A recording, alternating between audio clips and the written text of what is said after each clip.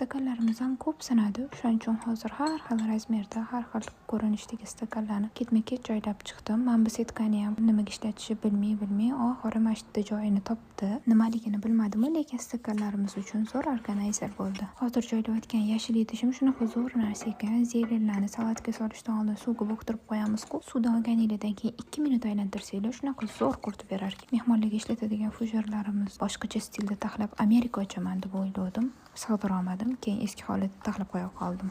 Novat, makaron, mosh, perlovka, chechevitsa, kakao, kraxmal, saharniy pudra, kunjut, yong'oq, makislarni idishlarini artib joy-joyiga taxlab oldim. Video boshida aytganimdek, bu sushilkani ishlatmaymiz. O'shaning uchun bu bolalarning sevimli shkafiga aylangan. Mikser, misrovka, blender, vafelnitsa hamma texnikalarimga boya yasagan spreyimni artib tozalab chiqdim. Endi navbat gazga keldi. Gazni tozalagan sredstvamni videoda ko'rsatish esimdan chiqib qolibdi. Lekin shunaqa zo'r narsa ekan, stalnoy gazlarni shunaqa yaltiratib qo'ydi. Agar kimga qiziq bo'lsa, kommentariyaga yozsanglar, rasmini istoriyaga qo'yaman yoki direktligiga tashlab beraman. Gaz reshotkalari ko'p yog' bo'ladi, o'shaning uchun uni azilitda yuvaman. Faqat azilit yaxshilab yog'larni ketkazib toza qilib beradi. Ko'p narsalarni pechkada pishirganim uchun bu gazda duxovkasida hech ham narsa pishirmaganman. O'shaning uchun bir sidra changlarni artib oldim, bo'ldi. Mikrovolnovkaga ham yasagan spreyimni sepib, boyiga qora lattada artib oldim. Top-toza bo'lib bir pasta yaltiratib qo'ydi. Pechimni shunaqa orasidagi oynasiga dog' tegan edi. Bilmadim nimani dog'i, lekin dog' edi.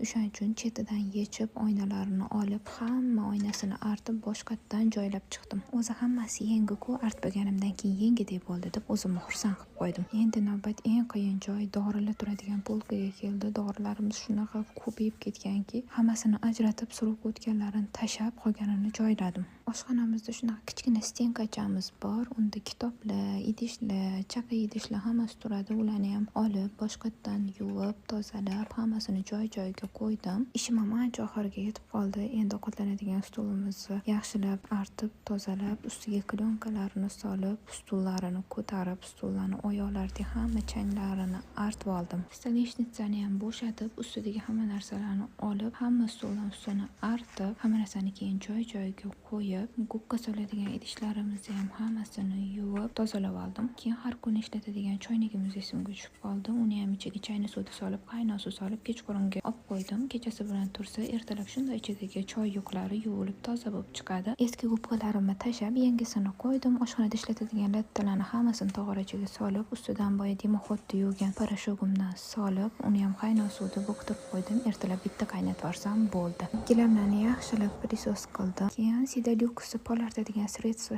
pollatdan yuvib, yaxshilab